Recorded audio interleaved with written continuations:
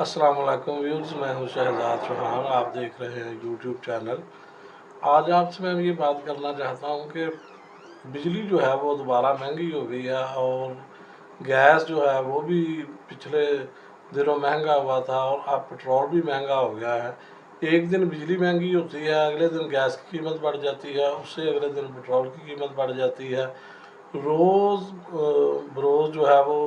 قیمتیں بڑھتی جا رہی ہیں چیزوں کی، اور غریب آدمی جو ہے وہ پستا جا رہا ہے۔ ابھی نیپرا نے جو یہ دوسری سرماہی کی فیول ایڈجسٹمنٹ کی مد میں بجلی کی قیمت بڑھائی ہے، اس سے 2 روپے 75 پیسے فی یونٹ بجلی مہنگی کر دی ہے، اور اس سے 40 ارب روپے کا اضافی جو ہے بوجھ صارفین پر پڑے گا۔ اور دوسرا یہ ہے کہ اب بجلی جو ہے وہ گھریلو صارفین کے لیے اور کمرشل صارفین کے لیے یکساں ریٹ طے کر دیے ہیں حکومت نے۔ اب کسی کو کوئی رعایت دینے کے موڈ میں حکومت نہیں ہے۔ تو بلاول بھٹو صاحب جو انتخابی مہم کے دوران 300 یونٹ فری دینے کا اعلان کر رہے تھے بار بار کہ ہماری حکومت آ گئی تو ہم 300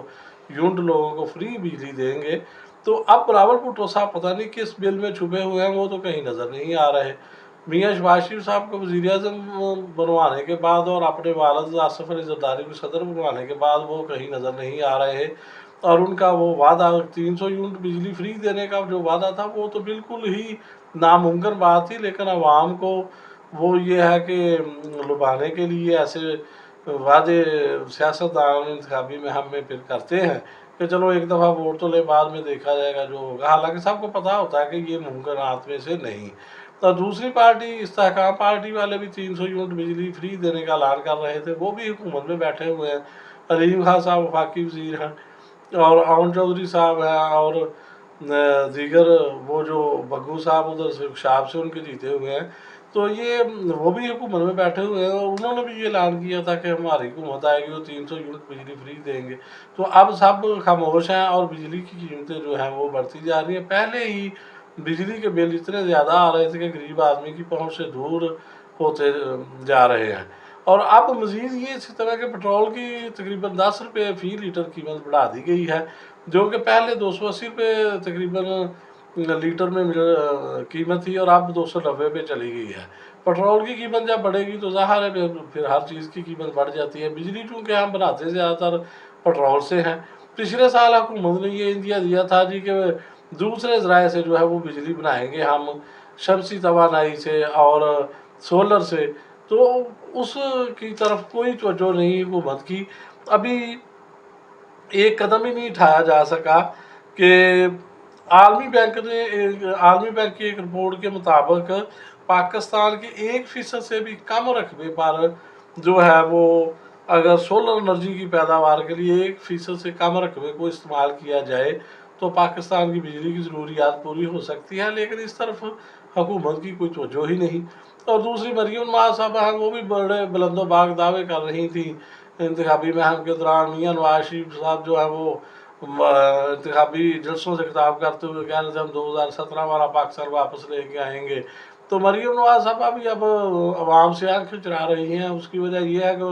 کہیں وہ نہ کہ عوام انتخابی مہم والے وعدے جو ہیں وہ یاد دلا دے۔ تو وہ بھی ان کے سامنے بجلی کی قیمتیں بڑھ رہی ہیں، گیس کی قیمتیں بڑھ رہی ہیں، پٹرول کی قیمتیں بڑھ رہی ہیں، اور مریم نواز صاحبہ جو ہیں وہ مسلحتاً خاموش ہے، ان کے منہ سے ایک لفظ بھی نہیں نکل رہا کہ یہ کیا ہو رہا ہے۔ تو سیاستدان جو ہے وہ انتخابی مہموں میں جو وعدے کرتے رہے ہیں تو عوام اب ان کو یہ یاد وعدے کرائے گی، لیکن حکومت کو کوئی مؤثر پالیسی اختیار کرنی چاہیے کہ دوسرے ذرائع سے جو بجلی پیدا کرنے کے پچھلے سال انہوں نے منصوبے بنائے تھے ان کو عملی جامہ پہنانے کی طرف قدم بڑھانے چاہیے، تاکہ یہ تیل سے جو مہنگی بجلی بنائی جاتی ہے اس سے پاکستان کی جان چھوٹے، غریب آدمی جو ہے اس کو کوئی ریلیف ملے، اور جو کمرشل صارفین ہیں ظاہر ہے ان کا بھی حق بنتا ہے کہ ان کو سستی بجلی مہیا ہوگی تو وہ عالمی مارکیٹ میں دوسرے ملکوں کا مقابلہ کر پائیں گے، جیسا کہ انڈیا ہے، چائنا ہے۔ ان انڈیا چائنا میں جو صنعت کار ہیں ان کو سستی بجلی ملتی ہے، ان کی پروڈکٹ جو ہیں وہ ظاہر ہے ان کی لاگت کم ہوتی ہے، عالمی مارکیٹ میں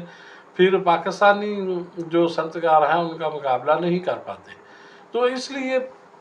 बिजली और गैस के जो नरख हैं उनको हुकूमत को कंट्रोल करने की तरफ तवज्जो देनी चाहिए, लेकिन IMF का दबाव भी है। और हम जो है वो ज़ाहिर है IMF से अब फिर कर्जा लेने जा रहे हैं, तो IMF की जो डिमांड्स हैं वो पूरी करनी हुकूमत के लिए ज़रूरी है, वरना वो ज़ाहिर है कि वो फिर जो है मुआहदा IMF से नहीं हो सकेगा, उसका भी मुल्क नुकसान होगा। तो ये तमाम चीज़ें हैं, हालात पहले ही बहुत ख़राब हैं, कारोबार लोगों के तबाह हो रहे हैं और बिजली, गैस और तेल के निर्ख जो हैं वो आए दिन बढ़ते जा रहे हैं। तो इससे ये है कि इससे अमीर और गरीब का जो फ़र्क था पहले के, वो कम बिजली जो लोग इस्तेमाल करते थे उनको कुछ रिलीफ मिल जाता था, जो ज़्यादा बिजली इस्तेमाल करते थे उनको रेट कुछ ज़्यादा लगाए जाते थे। लेकिन अब हुकूमत ने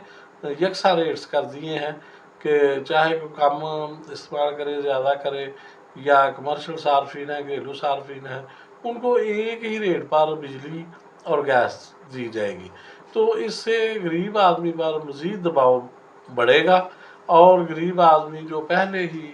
बहुत मुश्किलात का शिकार है वो मज़ीद मुश्किलात का शिकार होता जाएगा। तो इससे ये है कि आवाम के अंदर जो एक लावा पक रहा है वो भी किसी वक्त फट सकता है और हुकूमत के लिए परेशानी का बायस बन सकता है। इसलिए हुकूमत को चाहिए कि कोई मौसर पॉलिसी इख्तियार करे जिससे गरीब आदमी को भी कुछ रिलीफ मिले। बहुत शुक्रिया।